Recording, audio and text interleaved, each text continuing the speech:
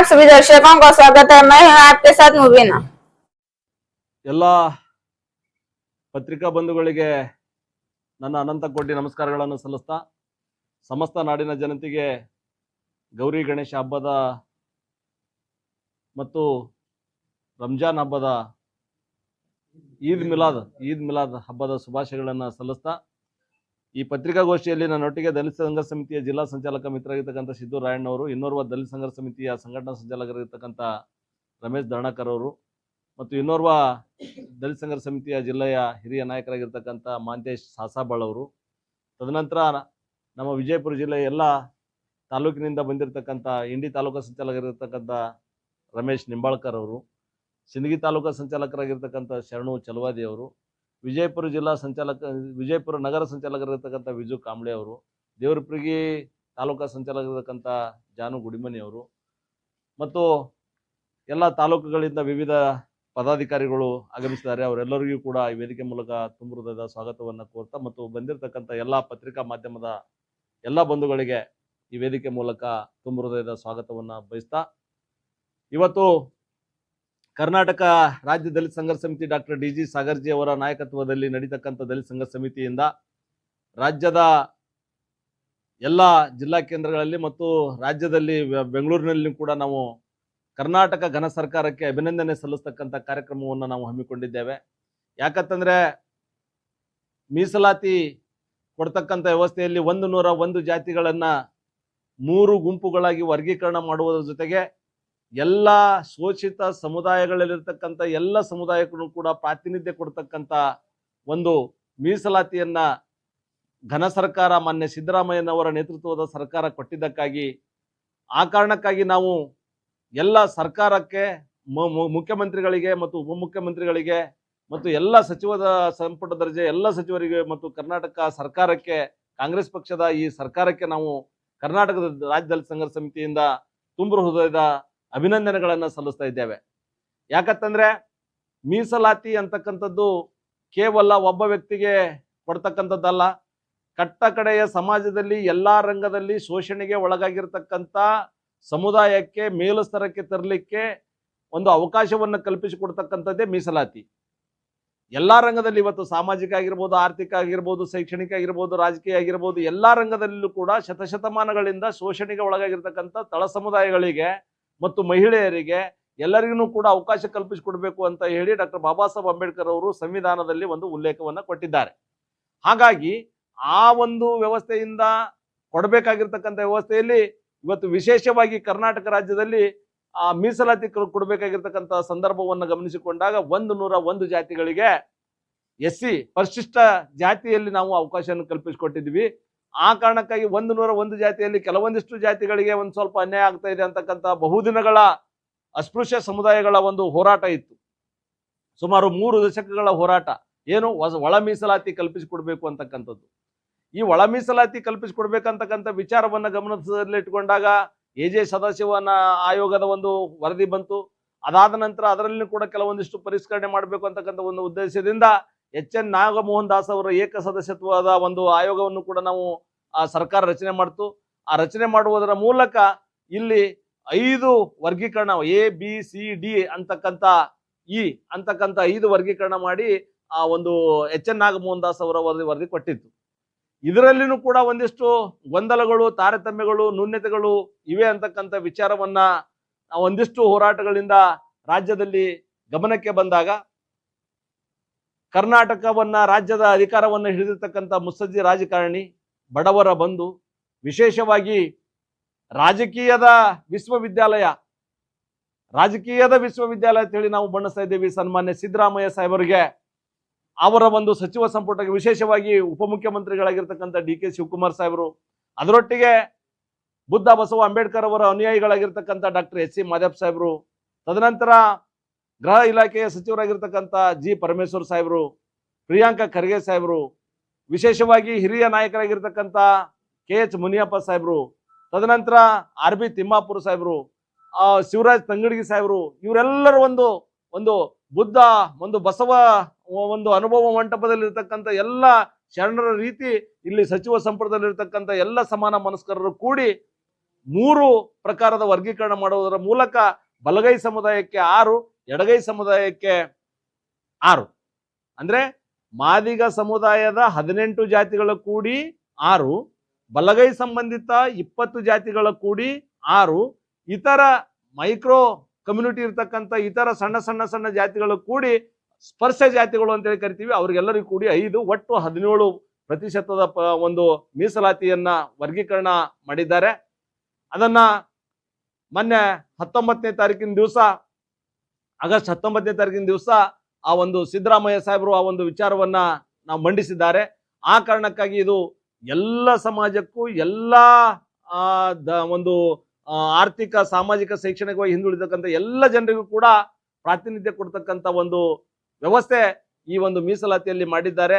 ಆ ಕಾರಣಕ್ಕಾಗಿ ಸನ್ಮಾನ್ಯ ಸಿದ್ದರಾಮಯ್ಯ ನೇತೃತ್ವದ ಸರ್ಕಾರಕ್ಕೆ, ಡಿ ಕೆ ಶಿವಕುಮಾರ್ ಸಾಹೇಬರ ನೇತೃತ್ವದ ಸರ್ಕಾರಕ್ಕೆ ಮತ್ತು ಎಲ್ಲ ಸಚಿವ ಸಂಪುಟ ದರ್ಜೆಯ ಎಲ್ಲ ಒಂದು ಸಚಿವ ಸಂಪುಟದ ಎಲ್ಲ ಸದಸ್ಯರಿಗೆ ಮತ್ತು ಎಲ್ಲ ಕಾಂಗ್ರೆಸ್ ಪಕ್ಷದ ಕಾರ್ಯಕರ್ತರಿಗೆ ಈ ವೇದಿಕೆ ಮೂಲಕ ನಾನು ಒಳಗೊಂಡು ಅನೇಕ ದಲಿತ ಸಂಘಟನೆಗಳು, ಅದು ವಿಶೇಷವಾಗಿ ಡಾಕ್ಟರ್ ಡಿ ಜಿ ಸಾಗರ್ಜಿ ಅವರ ನಾಯಕತ್ವದಲ್ಲಿರ್ತಕ್ಕಂಥ ರಾಜ್ಯದ ಎಲ್ಲಾ ಕಡೆನೂ ಕೂಡ ನಾವು ಅಭಿನಂದನೆ ಸಲ್ಲಿಸ್ತಕ್ಕಂಥ ಒಂದು ವ್ಯವಸ್ಥೆಯನ್ನು ಮಾಡಿದ್ದೀವಿ. ಆ ಕಾರಣಕ್ಕಾಗಿ ನಾವು ಈ ಪತ್ರಿಕಾಗೋಷ್ಠಿಯನ್ನು ಹಮ್ಮಿಕೊಂಡಿದ್ದೀವಿ ಅಂತಕ್ಕಂಥ ವಿಚಾರವನ್ನು ಹೇಳೋದ್ರ ಜೊತೆಗೆ, ಮುಂದಿನ ದಿನಮಾನಗಳಲ್ಲಿ ಇವತ್ತು ಕ್ಯಾಬಿನೆಟ್ನಲ್ಲಿ ಮಾನ್ಯ ಮುಖ್ಯಮಂತ್ರಿಗಳು ಹೇಳಿದ್ದಾರೆ, ಇಲ್ಲಿ ಏನಾದರೂ ಇದರಲ್ಲಿ ಇನ್ನೊಂದು ಜನಗಣತಿ ಒಂದು ನಡೆಸ್ತಕ್ಕಂಥ ಸಂದರ್ಭದಲ್ಲಿ ಒಂದೊಂದಿಷ್ಟು ಅರ್ಥಪೂರ್ಣವಾಗಿ ಜನಗಣತಿ ಮಾಡೋದರ ಮೂಲಕ ಯಾರಿಗಾದ್ರೂ ಅನ್ಯಾಯ ಆಗುತ್ತೆ ಆದ್ರೆ ಆ ಒಂದು ಜನಗಣತಿ ಮುಗಿಸ್ಕೊಂಡಾದ ನಂತರ ಇನ್ನೊಂದು ಸಾರಿ ಒಂದು ನಾವು ವಿಚಾರನೂ ಕೂಡ ಮಾಡ್ತೀವಿ ಅಂತಕ್ಕಂಥ ವಿಚಾರದಲ್ಲಿ ಹೇಳಿದ್ದಾರೆ.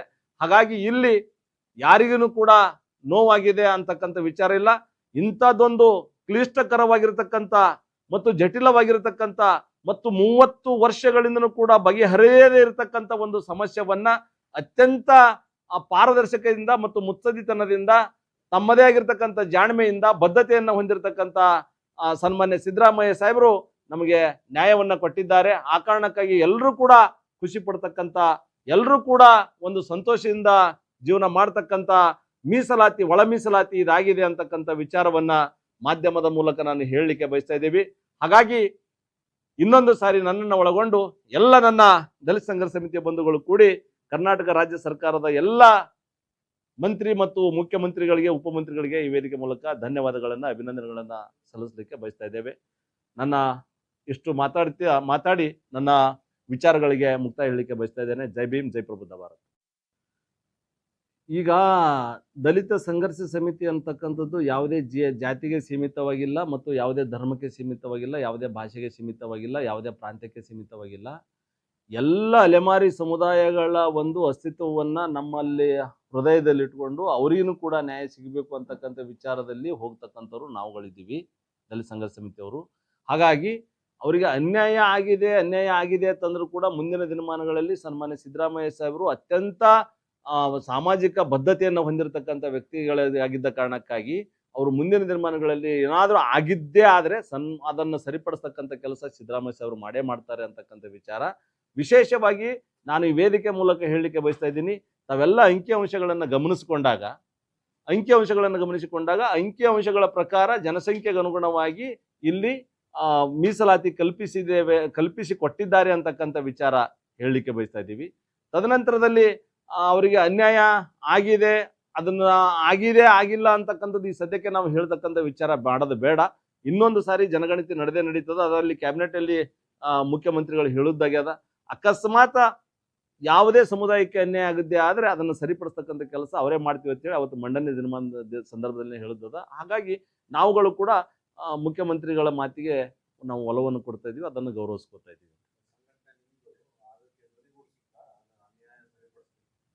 ಸರ್, ಅನ್ಯಾಯ ಆಗಿದೆ ಅಂತಂದ್ರೆ, ಅನ್ಯಾಯ ಆಗಿತ್ತು ಅಂತಂದ್ರೆ ನಿಜವಾಗ್ಲೂ ನಾವು ಧ್ವನಿಗೂಡಿಸಿ ಅವರಿಗೆ ಮಾಡ್ಲಿಕ್ಕೆ ನಾವು ಧ್ವನಿಗೂಡಿಸ್ತೀವಿ ಸರ್.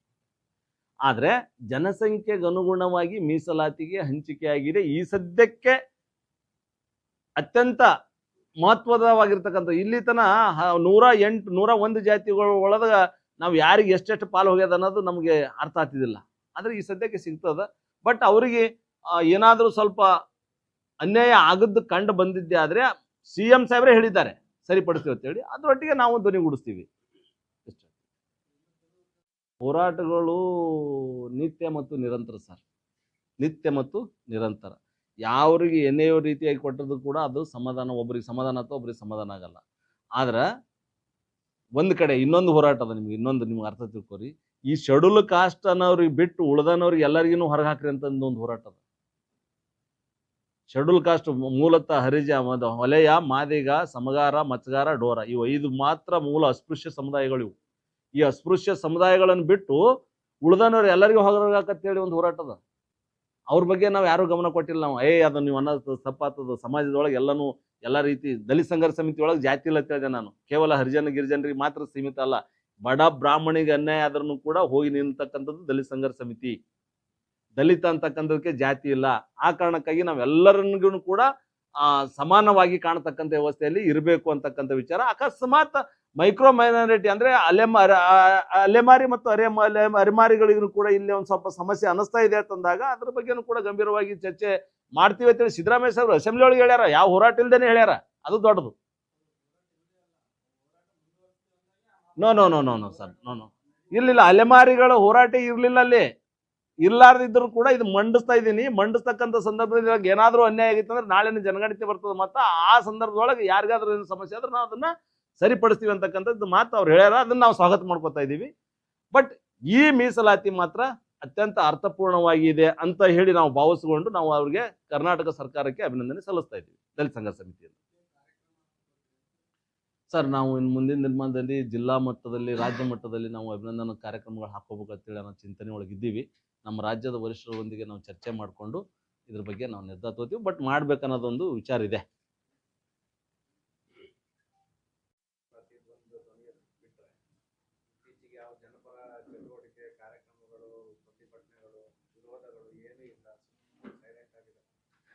ಇಲ್ಲ, ಈಗ ಇದೊಂದು ನಮ್ಗೆ ದೊಡ್ಡ ಸಮಸ್ಯೆ ಆಗಿತ್ತು. ಆ ಸಮಸ್ಯೆಗೆ ಪರಿಹಾರ ಸಿಕ್ಕಿದೆ. ಇನ್ನು ಮುಂದಿನ ದಿನಮಾನಗಳಲ್ಲಿ ಯಾವ ಸಮಸ್ಯೆಗಳ ಹೋರಾಟ ಮಾಡಿ ನಾಯಕರು ಕೊಡ್ಸಕ್ಕೆ ನಾವು ಹೋರಾಟಗಳನ್ನ ಹಾಕ್ಬಿಟ್ಟಿದ್ದೀವಿ ಸರ್.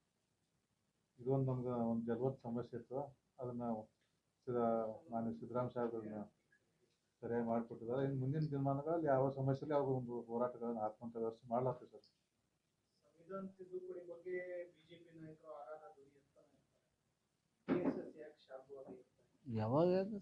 ಯಾವತ್ತೂ ಕೂಡ ಸಹಿಸೋದಿಲ್ಲ ಅಂತ ಮಾತು. ನಾವು ಸಹಿಸ್ಕೊಂಡಿಲ್ಲ, ಸಹಿಸೋದು ಇಲ್ಲ. ಯಾರು ಸಂವಿಧಾನ ತಿದ್ದುಪಡಿ ಓಕೆ, ತಿದ್ದುಪಡಿ ಎಲ್ಲರೂ ಮಾಡ್ಬೋದು. ಕಾಂಗ್ರೆಸ್ ಅವ್ರು ಮಾಡ್ತಾರೆ. ಏನು ತಿದ್ದುಪಡಿ ಅಂತಂದ್ರೆ ಸಂವಿಧಾನದಾಗ ಕಾಲಕ್ಕೆ ಹೊಸ ನಿಯಮಗಳು ಬರ್ತಕ್ಕಂಥ ತಿದ್ದುಪಡಿ. ಬಟ್ ಸಂವಿಧಾನ ಬದಲಾವಣೆ ಮಾಡ್ತೀನಿ ಅಂತಕ್ಕಂಥ ವಿಚಾರಗಳು ಹೇಳ್ತಾರಲ್ಲ, ಸಂವಿಧಾನ ಬದಲಾವಣೆಗೂ ಮತ್ತು ಸಂವಿಧಾನ ತಿದ್ದುಪಡಿಗೂ ಬಹಳ ವ್ಯತ್ಯಾಸ ಸರ್. ಹಾಗಾಗಿ ಸಂವಿಧಾನ ಬದಲಾವಣೆ ಮಾಡ್ತೀನಿ ಅಂತಕ್ಕಂಥವ್ರು ಯಾರಿಗೂ ಕೂಡ ಬಿಟ್ಟಿಲ್ಲ. ಅವ್ರ ವಿರುದ್ಧ ಹೋರಾಟ ಮಾಡಿವಿ, ಮನವಿ ಕೊಟ್ಟಿವಿ, ಅವ್ರಿಗೆ ಧಿಕ್ಕಾರ ಹಾಕಿವಿ, ಅವ್ರಿಗೆ ಚೀಮಾರಿ ಹಾಕ್ತಿವಿ, ಇನ್ನ ಮುಂದೂ ಹಾಕ್ತಿವಿ, ನಾವು ಮುಸುರಿರೋ ತರನು ಹಾಕ್ತಿವಿ. ದಲಿತ ಸಂಘರ್ಷ ಸಮಿತಿ ಅಜೆಂಡಾದಲ್ಲಿ ಅದೊಂದು ಮಧ್ಯಂತರ. ಎಲ್ಲಿಯವರೆಗೆ ಈ ದೇಶ ಅಖಂಡವಾಗಿರ್ಬೇಕು, ಒಂದು ಬಲಿಷ್ಠವಾಗಿರ್ಬೇಕು, ಈ ದೇಶ ಪ್ರಬುದ್ಧತೆ ಅಂತ ಬರಬೇಕು, ಅಲ್ಲಿವರೆಗೂ ಕೂಡ ಈ ದೇಶಕ್ಕೆ ಸಂವಿಧಾನ ಇದ್ದಾಗ ಮಾತ್ರ ಸಾಧ್ಯ. ಉಳ್ದಂಗೆ ಯಾವುದೇ ಒಂದು ಧರ್ಮ ಗ್ರಂಥದಿಂದ ಸಾಧ್ಯ ಇಲ್ಲ. ಅದು ಸಂವಿಧಾನದಿಂದ ಮಾತ್ರ ಸಾಧ್ಯ.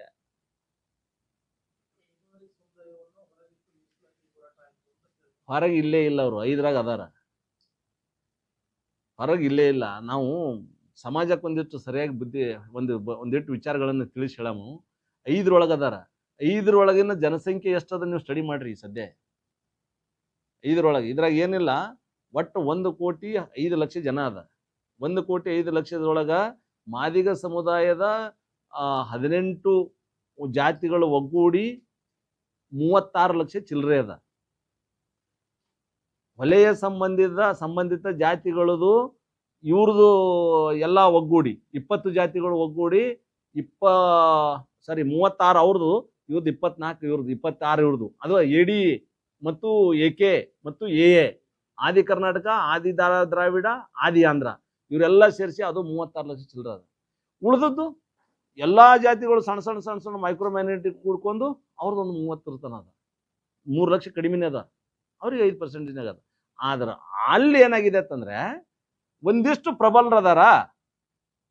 ಆ ಪ್ರಬಲರಿಗೆ ಅವ್ರಿಗೆ ಹೋಗ್ತದ, ನಮಗೇನು ಸಿಗಲ್ಲ ಅನ್ನೋದು ಒಂದು ಸ್ವಲ್ಪ ಕಾಣ್ತಾ ಇದೆ. ಅದನ್ನ ಇನ್ನೊಂದಿಷ್ಟು ಮುತ್ಸದ್ದಿದಾರ ಅಂತ ಹೇಳ್ತಾ ಇದ್ದೀನಿ. ಒಂದು ಸಾಮಾಜಿಕ ಬದ್ಧತೆ ಹೊಂದಿರತಕ್ಕಂಥ ರಾಜಕಾರಣಿ ನಮ್ಮ ರಾಜ್ಯಕ್ಕೆ CM ಅವರು ಅದಾರ ಅಂತ ಹೇಳ್ತೀನಿ, ಸಿದ್ದರಾಮಯ್ಯ ಅವರು ಅಂತ ಹೇಳ್ತೀನಿ. ಮುಂದಿನ ದಿನಮಾನಗಳಲ್ಲಿ ಅಲ್ಲಿ ಆಗಿರ್ತಕ್ಕಂಥದ್ದು ಕಂಡು ಬಂದದ್ದೇ ಆದ್ರೆ ಅದನ್ನು ಸರಿಪಡಿಸ್ಲಕ್ಕೆ ಅವರೇ ಕ್ಯಾಬಿನೆಟ್ನಾಗ ಹೇಳಿದಾಗ ನಾವು ಮಾಡ್ರಿ ಅಂತ ಹೇಳಿದಾಗ ಏನದ ಅವ್ರ ಜೊತೆ ನಾವು ಜೊತೆಗೂಡಿಸ್ತೀವಿ ಅಂತ ಹೇಳ್ತೀವಿ. ಹಾಂ ಸರ್. ಶಿಕ್ಷಣ, ಉದ್ಯೋಗ, ನೇಮಕಾತಿಯಲ್ಲಿ ಓಕೆ. ಶೈಕ್ಷಣಿಕ, ಔದ್ಯೋಗಿಕ, ಆರ್ಥಿಕ ರಾಜಕೀಯ ಮುಂದಿನ ನಿರ್ಮಾಣದಲ್ಲಿ ರಾಜಕೀಯವಾಗಿ ಬರಬೇಕು ಅಂತ ಆಶೆ ಇದೆ ಸರ್. ಅದು ಬೇಡವಾ? ಬೇಕು ಸರ್, ಬೇಕು ಸರ್, ಏನು ಬೇಕು? ಬೇಕು ಸರ್, ಬೇಕು ಸರ್. ಮುಂದಿನ ಹೋರಾಟ ಅದೇ ಸರ್. ನಮಗೆ ಒಂದು ಚೂರು ಸಿಕ್ಕರೆ ಸಾಕು ಸರ್. ಮುಂದೆ ಭಾಳ ಸರ್ ಅಂತವು, ಒಂದ್ ಸ್ಟೆಪ್ ವಿನ್ ಮಾಡಿದಿವ್ರಿ, ನೆಕ್ಸ್ಟ್ ಸ್ಟೆಪ್ ಅದೇ ಆಗ್ರಿ. ಭಾಳ ಸರ್. ಒಳ ಮೀಸಲಾತಿ ಹೆಸರಿನಲ್ಲಿ ತಳ ಸಮುದಾಯಗಳನ್ನು ಹೊಡೆಯುವ ಪ್ರಯತ್ನ ಇದೆ ಅನ್ನುವಂಥ ಗಂಭೀರ ಆರೋಪಗಳು. ಇವತ್ತು ಮೀಸಲಾತಿ ಸಿಕ್ಕಿರೋದ್ರ ಬಗ್ಗೆ ಸಂತೋಷ ವ್ಯಕ್ತಪಡ್ತಾ ಇದ್ದೀವಿ. ಒಂದು ಕಡೆ ಮಾದಿಗ ಮತ್ತು ಇದು SC/ST ಅನ್ನುವಂಥ SC/ST ಸರ್, ಇವರೆಲ್ಲ ಎಡಗೈ ಬಲಗೈ ಐತಿ ಅದಕ್ಕೆ. ಮಾದಿಗ ವಲಯ ಅಂದೇ ಬಿಡ್ರಿ. ಯಾಕಂದ್ರೆ ಅದು ಜಗಜ್ಜಾಹಿರ್ ನಾವು ಬರ್ಕೊಂಡ್ ಬಿಡ್ಲಾಗತ್ತೀವಿ ರೋಡ್ ಮೇಲೆ, ಇದ್ರ ಮೇಲೆ ಬರ್ದು ಬಿಟ್ಟಿವಿ ಈಗ ಮನೆಗಳ ಮೇಲೆ ಏನ್ರಿ.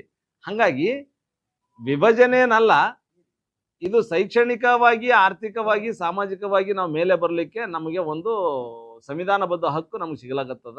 ಯಾಕಂದ್ರೆ ಜನಸಂಖ್ಯೆ ಜಾಸ್ತಿ ಆಗಿತ್ತು. ಇದು ಒಂದಿಷ್ಟು ತೊಂದರೆ ಆಗ್ತಿತ್ತು. ಇದು ಬಂದದ್ದು ಒಳ್ಳೇದದ. ಸರ್ಕಾರಗಳು ಅಸ್ತಿತ್ವಕ್ಕೆ ಬಂದಾಗ ಬಂಡಾಯ ಶಮನ ಆಗುತ್ತದೆ, ಹೋರಾಟಗಳು ಧ್ವನಿ ತಗುತ್ತದೆ. ಇನ್ನು ಕೆಲವು ಸರ್ಕಾರಗಳಿದ್ದಾಗ ಮಾತ್ರ ಮುಖಂಡರು ಎದ್ದು ಕೂಡ್ತಾರೆ ಅನ್ನುವಂಥ ಆರೋಪ ಇದೆ. ಭಾಳ ಸತ್ಯ ಸರ್. ನಿಮ್ಗೆ ಥ್ಯಾಂಕ್ಸ್ ಹೇಳ್ತೀನಿ, ನಿಮ್ಗೆ ಧನ್ಯವಾದ ಹೇಳ್ತೀನಿ. ಒಳ್ಳೆ ಪ್ರಶ್ನೆ ಕೇಳಿರಿ ನೀವು. ಚಳುವಳಿಗಳು ಯಾರ ಮನೆಯ ಗುಲಾಮನೂ ಅಲ್ಲ. ಇದು ಭಾರತ ದೇಶಕ್ಕೆ ಸ್ವಾತಂತ್ರ್ಯ ತಂದು ಕೊಟ್ಟದ್ದು ಚಳುವಳಿ. ಅದು ಯಾವ ಚಳುವಳಿ ಅಂತ ಹೇಳಬೇಕಾಗಿಲ್ಲ, ಒಟ್ಟು ಚಳುವಳಿ. ಆ ಚಳುವಳಿ ಬಗ್ಗೆ ನಮಗೆ ಗೌರವ ಇರಬೇಕು. ಎಲ್ಲರೂ ಭಾರತೀಯರಾದ ನಮಗೆ ಗೌರವ ಇರಬೇಕು. ಆದರೆ ಇಲ್ಲಿ ಒಂದು ಏನಾಗ್ತಾ ಇದೆ ಅಂತಂದರೆ, ಕೆಲವೊಂದು ಪಕ್ಷಗಳು ಅಧಿಕಾರಕ್ಕೆ ಬಂದಾಗ ಹೋರಾಟಗಳು ಪ್ರಾರಂಭ ಆಗ್ತಾವೆ, ಕೆಲವೊಂದು ಪಕ್ಷಗಳು ಅಧಿಕಾರಕ್ಕೆ ಬಂದಾಗ ಹೋರಾಟಗಳು ನಶಿಸಿ ಹೋಗ್ತಾವೆ, ಅಥವಾ ಸೈಲೆಂಟ್ ಆಗ್ತಾರೆ, ಗೌಪ್ಯ ಆಗಿರ್ತಾರೆ, ಗುಪ್ತಾಗಿರ್ತಾರೆ ಅಂತಕ್ಕಂಥ ವಿಚಾರ. ಈ ಉದಾಹರಣೆ ಹೇಳ್ತಾ ಇದ್ದೀನಿ. ಸನ್ಮಾನ್ಯ ಸಿದ್ದರಾಮಯ್ಯನವರ ನೇತೃತ್ವದ ಸರ್ಕಾರ ಕರ್ನಾಟಕದಲ್ಲಿ ಅಧಿಕಾರಕ್ಕೆ ಬಂದಾಗಿನಿಂದ ನಾವು ಸಿದ್ದರಾಮಯ್ಯರ ವಿರುದ್ಧ ನಾವು ಯಾಕೆ ಮಾತಾಡಬೇಕು ಅಂತಕ್ಕಂಥ ಪ್ರಶ್ನೆ ನಮ್ಮ ಜೊತೆ ಬರ್ತದೆ. ಯಾಕಂದ್ರೆ SCP TSP ಅಂತಕ್ಕಂಥ ಒಂದು ಯೋಜನೆ ಒಂದು ಅನುಷ್ಠಾನಕ್ಕೆ ತಂದಿರತಕ್ಕಂಥ ಭಾರತ ದೇಶದ ಮೊಟ್ಟ ಮೊದಲ ರಾಜ್ಯ ಕರ್ನಾಟಕ. ಅದು ಸನ್ಮಾನ್ಯ ಸಿದ್ದರಾಮಯ್ಯನ ನೇತೃತ್ವದ ಸರ್ಕಾರ. ಅವ್ರಿಗೆ ನಾವು ಬೈಲಾಕ್ ಬರ್ತದ. ಒಂದು. ಇನ್ನು ಎರಡನೇದ್ದು, ಗುತ್ತಿಗೆಯಲ್ಲಿ ಮೀಸಲಾತಿ ದಲಿತರಿಗೆ ಗುತ್ತಿಗೆಯಲ್ಲಿ, SC/STಗಳಿಗೆ ಗುತ್ತಿಗೆಯಲ್ಲಿ ಮೀಸಲಾತಿ ಕಲ್ಪಿಸಿಕೊಟ್ಟಿರ್ತಕ್ಕಂಥ ಸರ್ಕಾರ ಸಿದ್ದರಾಮಯ್ಯ ಸರ್ಕಾರ. ಉತ್ತರ ಎಲ್ಲ 30 ರಾಜ್ಯದಾಗನೂ ಕೂಡ ನೋಡ್ರಿ ನೀವು ಇಲ್ಲ. ಹಾಗಾಗಿ ಎಲ್ಲ ಬಡವರ ಪರವಾಗಿ, ದಲಿತರ ಪರವಾಗಿ, ಪರಿಶಿಷ್ಟರ ಪರವಾಗಿ ಒಂದಿಷ್ಟು ಒಳ್ಳೆಯ ಕಾನೂನುಗಳನ್ನು ಮತ್ತು DCRE ಪೊಲೀಸ್ ಠಾಣೆಗಳು, ದಲಿತರ ಮೇಲೆ ದೌರ್ಜನ್ಯ ತಡೆಗಟ್ಟಬೇಕು ಅಂತೇಳಿ ಎಲ್ಲ ಜಿಲ್ಲೆಗೆ ಒಂದೊಂದು DCRE ಪೊಲೀಸ್ ಠಾಣೆಗಳು. ಇವು ನಾವು ಹೇಳೋದಕ್ಕಿಂತ ಒಂದು ಹೆಜ್ಜೆ ಮುಂದೆನೇ ಬಂದು ನಮಗೆ ಒಂದಿಷ್ಟು ಶಕ್ತಿ ಕೊಡ್ತಕ್ಕಂಥ ಸಂದರ್ಭದಲ್ಲಿ ಅವರಿಗೆ ಹಂಗೆ ನಮಗೆ ಅವ್ರ ವಿರುದ್ಧ ನಾವು ಕೂಗೆತ್ಲಕ್ಕೆ ಸಾಧ್ಯ. ಅಭಿವೃದ್ಧಿ ಕೊರತೆ ಆಗ್ತಾ ಇದೆ, ಅದ್ರ ಬಗ್ಗೆ ಎಸ್ ಸರ್, ಆ ಕೂಗಿದೆ ಸರ್. SCP TSP ದುಡ್ಡು, SC/ST ಅವರಿಗೆ ಮೀಸಲಾಗಿರ್ತಕ್ಕಂಥ ದುಡ್ಡು ಅಂದರೆ ಪಂಚ ಗ್ಯಾರಂಟಿಗಳಿಗೆ ಬಳಸೋಗುತ್ತಾರ ಅಂತಕ್ಕಂಥದ್ದು ಅಲ್ಲಿ. ಸರ್ ಅದು ಬಹಳ ಖುಷಿ. ಯಾರಿಗೆ ಕೂಡ ಎಲ್ಲ ದಲಿತ ಸಂಘಟನೆಯವರಿಗೆ ಕರೆದು ಕ್ಯಾಬಿನೆಟ್ ದರ್ಜೆ ಮೀಟಿಂಗ್ ಮಾಡಿ ಇದ್ರಾಗ ಏನದ ಏನಿಲ್ಲ ಅಂತ ಹೇಳಿ, ಇದ್ರಾಗ ಅನ್ಯಾಯ ಆಗ್ತದೋ ಅನ್ಯಾಯ ಆಗಲ್ಲ ಅಂತಕ್ಕಂಥ ವಿಚಾರ ವಿಮರ್ಶೆ ಮಾಡಿ ಎಲ್ಲರಿಗೆ ಹಿರಿಯ ನಾಯಕರಿಗೆ ಕೂಡ್ಕೊಂಡು ಇದು ಹಿಂಗದ ಏನು ಅಂತ ಪಂಚ ಗ್ಯಾರಂಟಿಗಳಲ್ಲಿ ಬಳಸ್ತಕ್ಕಂಥ ಎಲ್ಲ ದುಡ್ಡನ್ನಿಲ್ಲ, ಸಮಥಿಂಗ್ ದುಡ್ಡು ತೆಗೆದುಕೊಂಡು, ಯಾಕಂದ್ರೆ ಅಲ್ಲಿ ಇರ್ತಕ್ಕಂಥ SC/ST ಫಲಾನುಭವಿಗಳಿಗೆ ಕೊಡ್ತಕ್ಕಂಥ ವ್ಯವಸ್ಥೆ ಮಾಡ್ತಾ ಇದ್ದೀವಿ. ಹಾಗಾಗಿ ಅವ್ರಿಗೆ ಕೊಡಾಮೋ ಬೇಡ ಅಂತಕ್ಕಂಥ ಬಂದಾಗ, ಇಲ್ಲ ಅದನ್ನು ಸಂಪೂರ್ಣವಾಗಿ ನಮ್ಗೆ ಬೇರೆ ಬೇರೆ ಅನ್ಯ ಉದ್ದೇಶಕ್ಕೆ ಬಳಸ್ರಿ, ಇದು ಎಲ್ಲರೂ ಕೂಡ ಕೊಡೋದ, ಎಲ್ಲರಿಗೂ ಕೊಡ್ರಿ ಅಂತೇಳಿ ಅಂತಕ್ಕಂಥ ವಿಚಾರನ ಅವ್ರಿಗೆ ಹೇಳಿವಿ. ಆದರೂ ಕೂಡ ಅದರಲ್ಲಿ ಸ್ವಲ್ಪ ಬಳಸಿರಬಹುದು. ಮುಂದಿನ ನಿರ್ಮಾಣಗಳಲ್ಲಿ ಕೊಡ್ತೀನಿ ಅಂತೇಳಿ ಸಿದ್ದರಾಮಯ್ಯ ಸಾಹೇಬ್ರೆ ನಮ್ಗೆ ಹೇಳಿದಾರ, ಮಾಡ್ತಾರನ್ನ ಭರವಸೆ ಅದ, ಮಾಡ್ಕೊಂಡು ಹೊಂಟೀವಿ. ವ್ಯವಸ್ಥಿತವಾಗಿ ನಡೆಸ್ತಾ ಇಲ್ಲ, ಅವ್ಯವಹಾರ ನಡೆಸ್ತಾ ಇದೆ, ಮಕ್ಕಳಿಗೆ ಅನ್ಯಾಯ ಆಗ್ತಾ ಇದೆ, ಸರಿಯಾದ ಊಟ ಉಪಚಾರ ಆಗ್ತಾ ಇಲ್ಲ. ಇದೆಲ್ಲ ಇದ್ರೂ ಯಾಕೆ ಸಮಿತಿಗಳು, ನಿಮ್ಮ ಸಂಘಟನೆಗಳು ಮೌನ ವಹಿಸ್ತಾ ಇದ್ದಾರೆ? ಇಲ್ಲ ಸರ್, ನಾವು ಅದನ್ನು ಮೈಯನ್ನು ವಹಿಸ್ಕೊಳ್ಳೋಂಥದ್ದು ಬೇಕಾಗಿಲ್ಲ, ಅದನ್ನೆಲ್ಲ ನಾವು ಅದ್ರ ಬಗ್ಗೆ ಕೆಲವು ಜಿಲ್ಲಾ ಸಂಚಾಲಕರು, ಸಂಘಟಕರು ಎಲ್ಲ ಹಿನ್ನೆಲೆಯೊಳಗೆ ಉಳ್ಕೊಳ್ತಾ ಇರೋದು ಯಾಕೆ? ಸಮಾಜ ಕಲ್ಯಾಣ ಮತ್ತು BCM ಇಲಾಖೆಯಲ್ಲಿ ಹಾಸ್ಟೆಲ್ಗಳಲ್ಲಿ ಪರಿಸ್ಥಿತಿ ನಮ್ಗೆ ಅಷ್ಟೊಂದು ಗಮನಕ್ಕೆ ಬಂದಿಲ್ಲ. ಬಂದಿದ್ದೆ ಆದ್ರೂ DD ಅವ್ರ ಜೊತೆ ಮಾತಾಡ್ತೀವಿ. ಸರ್ಕಾರನೇ ನಮ್ಮ ಹಂತದಾಗ ಅದ ಅವ್ರು ನಮ್ಮ ಮಾದೇವ್ ಸಾಹೇಬರಿಗೆ ನಾವು ಮಾತಾಡಿ ಇಂಥಲ್ಲಿ ಸಮಸ್ಯೆ ಅದ ಹೇಳಂತ ಹಂತದಾಗ ಇದ್ದೀವಿ. ನಮ್ಗೆ ಅದು ಗಮನಕ್ಕೆ ಬಂದಿಲ್ಲ, ಯಾವ ವಿದ್ಯಾರ್ಥಿಗಳು ಹೇಳಿಲ್ಲ, ಎಲ್ಲಿನೂ ಪೇಪರ್ನ ನೋಡಿಲ್ಲ. ಆದ್ರೂ ಕೂಡ ನೀವು ಹೇಳ್ತೀರ ಮುಂದಿನ ದಿನ ಗಮನ ಹರಿಸಿ ಅಲ್ಲಿ ವಿದ್ಯಾರ್ಥಿಗಳಿಗೆ ನಾವು ಅನುಕೂಲ ಆಗಂತ ವ್ಯವಸ್ಥೆಯಲ್ಲಿ ನಾವು ಇರ್ತಕ್ಕಂಥ ಕೆಲಸ ಮಾಡ್ತೀವಿ. लेटेस्ट न्यूज अपडेट्स के लिए YouTube एक्सप्रेस को सब्सक्राइब कीजिए, साथ में बेल आइकॉन को भी क्लिक कीजिए, साथ ही साथ लाइक, शेयर और कमेंट करना ना भूलिए।